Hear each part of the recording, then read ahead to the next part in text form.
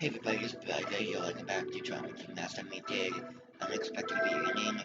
This time we do log through mystery.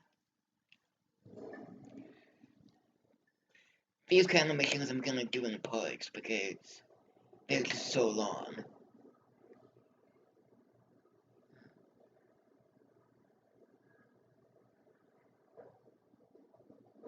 We received word about you. Miss Kimishima, is it? Good. This will make things easier. Where's the victim? He's over here. This way, please. Victim is Dennis Taylor, 30-year-old male. Never called in fire. The fireman found him. The knife in his hand matched the cut wounds. Probably suicide. Oh. What's this? Oh, that's where the fire started, likely before the suicide.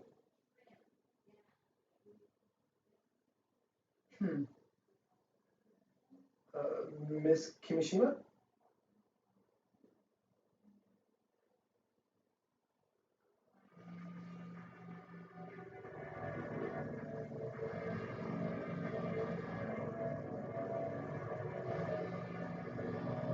What's that purple cloud thing?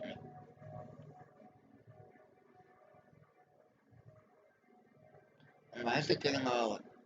And why is the music getting all dark and...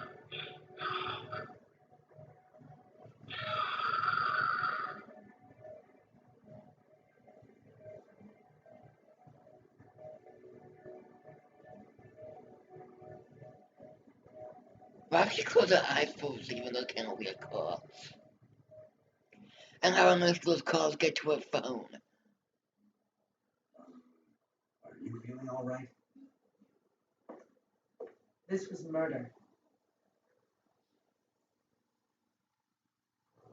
Well, another word for murder is homicide, so they are half right. Bring the corpse to The side part's CIFM right. immediately. I'll examine it. I want all finger and footprints found in that room. If you find anything, contact me directly. I'll be at the lab.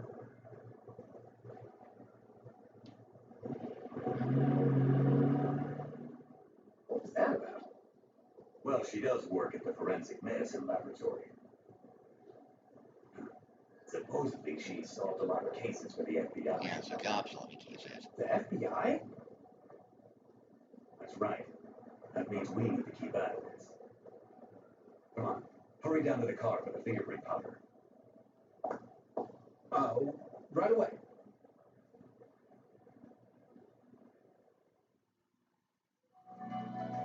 Let's begin. This is Dr. Naomi Kimishima, ID 422194. Hey, little guy. Tell me what we know so far about this. Oh, right. The victim's 30-year-old Dennis Taylor. At 3:30 p.m., someone in the same building reported a fire. The firefighters found the body in bed 20 minutes later. He had a knife in one hand and a deep wound on his wrist. The door was closed and chained. It's being ruled suicide. Nonsense. Is that your personal opinion or your FBI truth? Isn't that the most reasonable fitting explanation? Now, yeah, it's their job is to...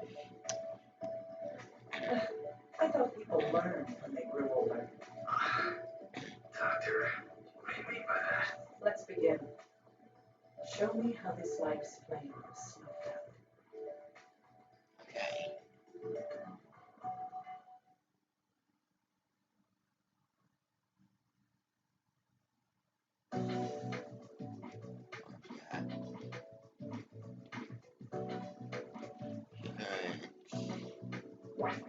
Point of the moment was A, point was A, yeah. Making colors display on the computer.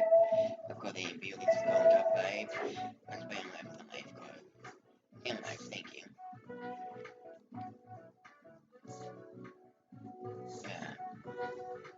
Yeah. Why is his thing like as big as a me? Like,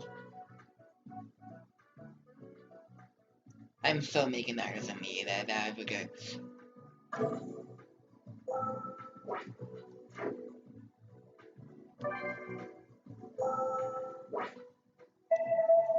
Okay. Point to the corpse on the autopsy table, press A. Point at the items on the autopsy table, press A. Body exam chemical results. Use the main B word, then the system back out. Use A bound family, then suspicious corpse bruises.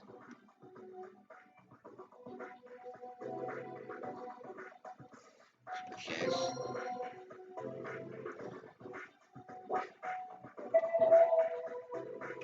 Okay.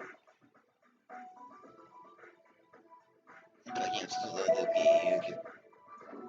There's sometimes they can't exit.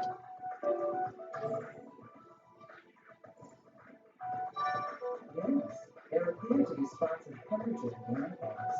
This isn't a common condition. Perhaps I should ask a little guy about it.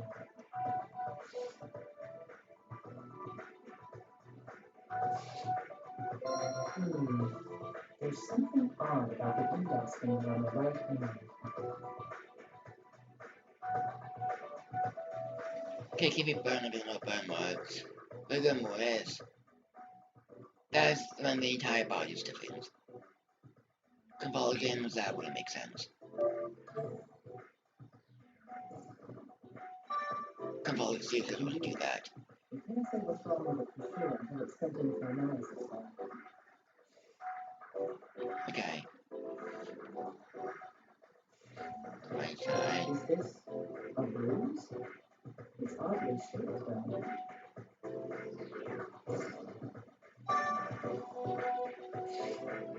Okay. What else is there? Oh, there's this. This wound on the wrist is believed to be the cause of death. Even though this looks like a self-inflicted wound made with a sharp knife, there's something unnatural about it.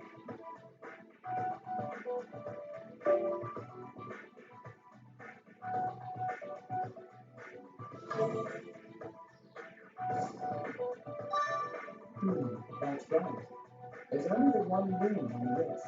A single slash, deep enough to reach the artery. No matter who it is, pain is an immediate response to it. No one should be able to make a single cut this clean and deep without flinching. I can't say this is proof or homicide. That means those prosumers. That means those made after the person died.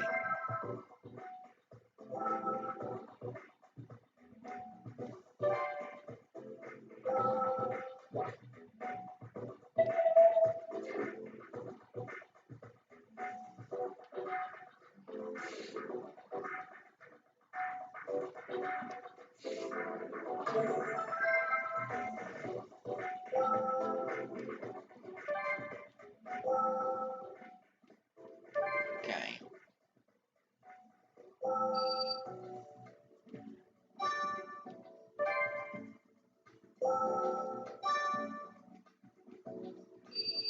Dr. Kishima, the results of the examination of the knife have come in. Let's see, the knife itself is a cheap common brand sold all over the country. It will be difficult to locate where the knife came from. The blood left on the blade matches the deceased's. Only his fingerprints were found on the handle as well. I see. At least one thing is clear now. That is, I love when they throw curveballs at you. It doesn't necessarily prove this one because anyone could have caught him. And the person that used the fingerprints wouldn't been on it. Really? Oh.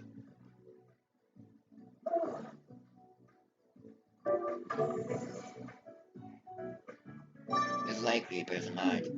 yes, this knife is believed to have been used to slit the victim's wrist. Even then, we can't prove that unless we compare it to the wound. Okay.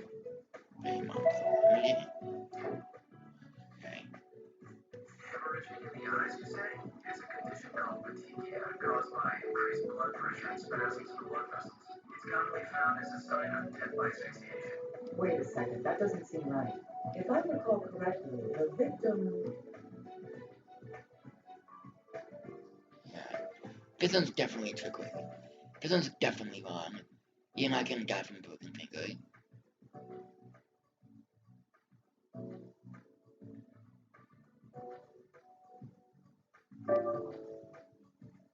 The cause of death was thought to be hemorrhaging from a slashed wrist.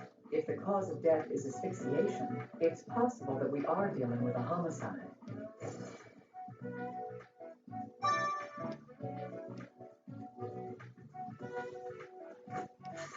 There's no mistake. His finger is fractured. Can you send me the details? Get an x-ray performed as soon as possible. Oh, and I have one more piece of good news, Dr. Kimishima. I've received a recording from HQ of a witness's account. Great, that will be useful. Who's the witness? It's the deceased's neighbor. We have asked her some questions about the day of the incident. Perfect timing. Maybe we'll be able to use her account to determine when the fire started. I'll see.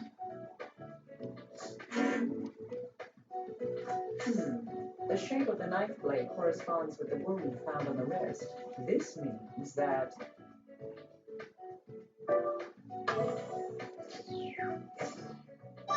Indeed. This appears to be an open and shut case. Then again, this all seems a little too convenient for me.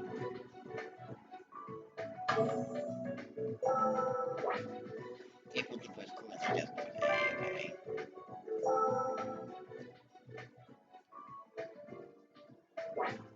What's a human statement? Which was related to the topic and that was our purpose today. Yes, that's right. Oh, it's been so hot lately.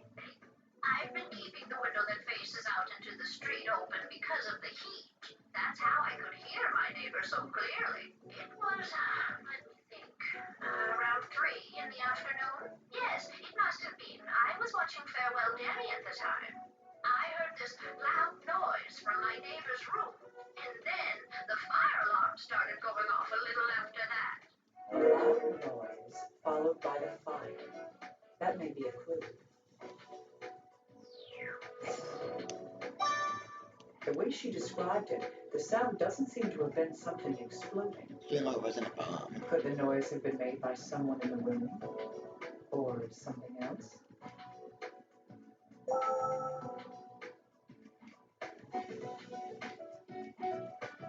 Okay.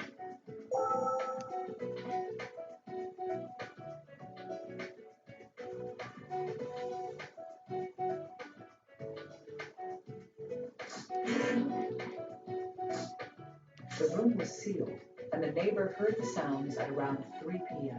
The fire...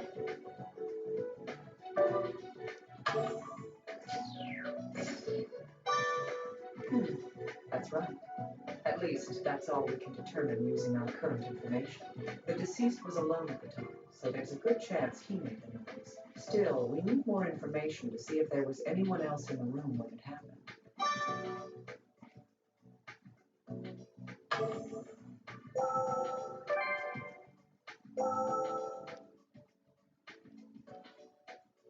Yes, that's right. And then the fire alarm started. I was really surprised. Oh, I think it was about 10 minutes. I looked out the window and saw smoke coming from next door. I ran over to my neighbor's door, but nobody answered when I pounded on it. But I had to see if there was anyone in there, so I pulled on the door. It was chained from the inside, and no one answered me when I yelled. Yes, the fire truck came soon after that. A firefighter cut. My neighbor? No, it seems he lived alone. Oh, but I remember an electrician came at around noon. Yes, I heard him talking outside the front door, so I don't think I could be mistaken. So an electrician had come to the deceased's room that day at around noon. That was much earlier than when the fire supposedly started, but we should investigate it.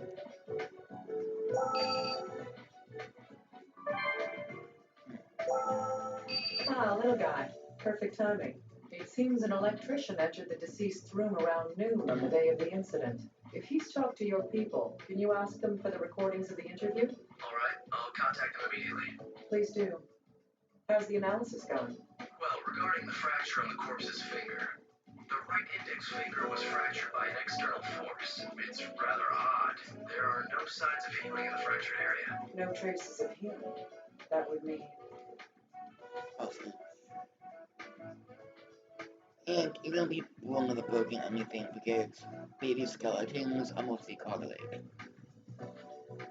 And you wouldn't be born with a broken anything because when you're born, your skeleton is all correlated.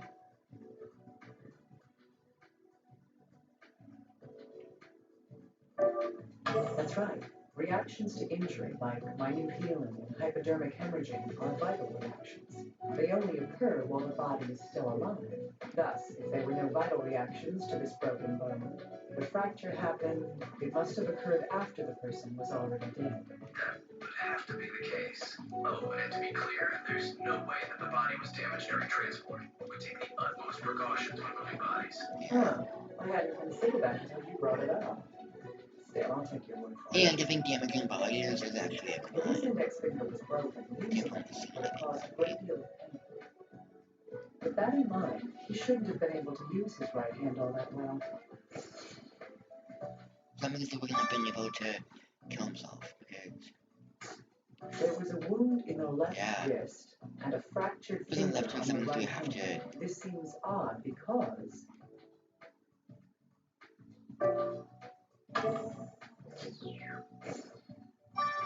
yes, the deceased would have had to hold the knife in his injured hand to cut his left wrist. Then he would have had to cut deep enough to sever the artery, putting pressure on his broken finger.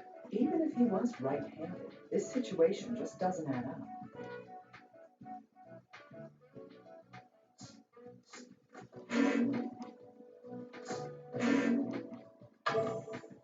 Hello, Dr. Kimishima. Cut the small talk. What do you want? So cold. HQ's questioned the electrician that the neighbor mentioned. I've sent you the recordings. It seems HQ already knew who he was, so there wasn't a problem. Now we'll find out why that electrician went to the deceased's room.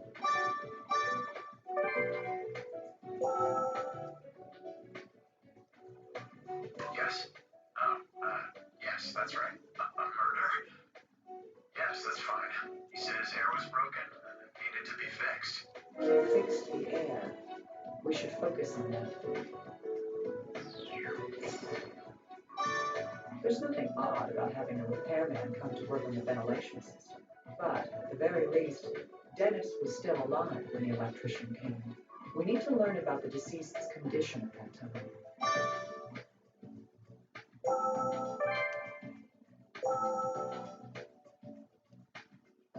Yes? He said that was around noon, I think? I got the call earlier that day. Yes. He said he needed it fixed that day, so I went straight there when I finished the job I was doing. Yeah, it was really quick. All I had to do was swap out a cable. Right. I think I was only there for about an hour. Yes, I fixed his heater. A customer?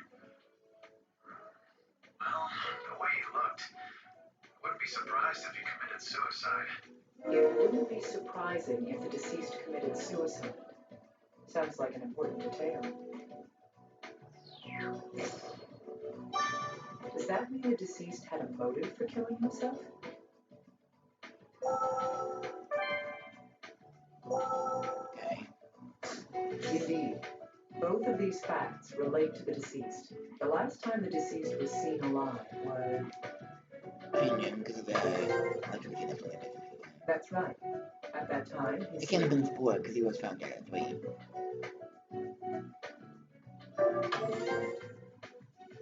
Yes. This comes from the electrician's testimony. The last time we believe the deceased could have been alive is...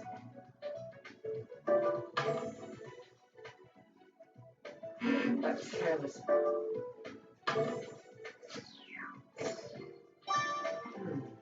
Indeed. The neighbor reports hearing a sound from the room at that time. Within an hour after that, a fire started in his room. The deceased was later discovered dead. That's all we know at this point.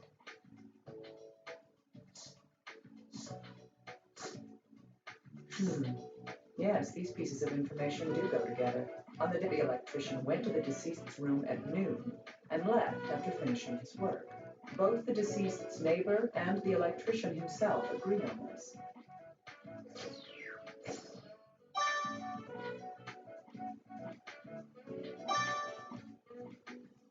Hey, little guy, I want to go through the information that we've gathered so far. Alright, let's piece it all together step by step. Let's do that. The deceased, Dennis Taylor, was found dead in his apartment. Let's see. His body was discovered because...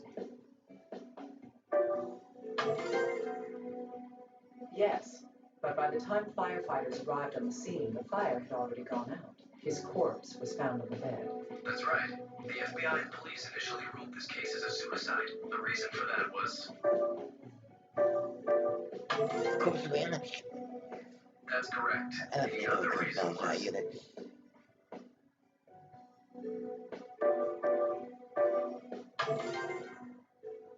Indeed, the slashed wrist and the chain door point towards suicide. It would seem he was so desperate for death that he would both slit his wrist and set his room on fire. That isn't a surprising conclusion. The knife blade does match the shape of the wound in the wrist. The blood on the blade matches his DNA. Lastly, the deceased's fingerprints were found on the handle of the knife.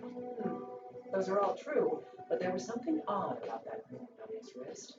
First,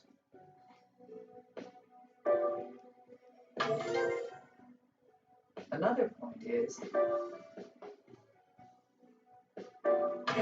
that was careless.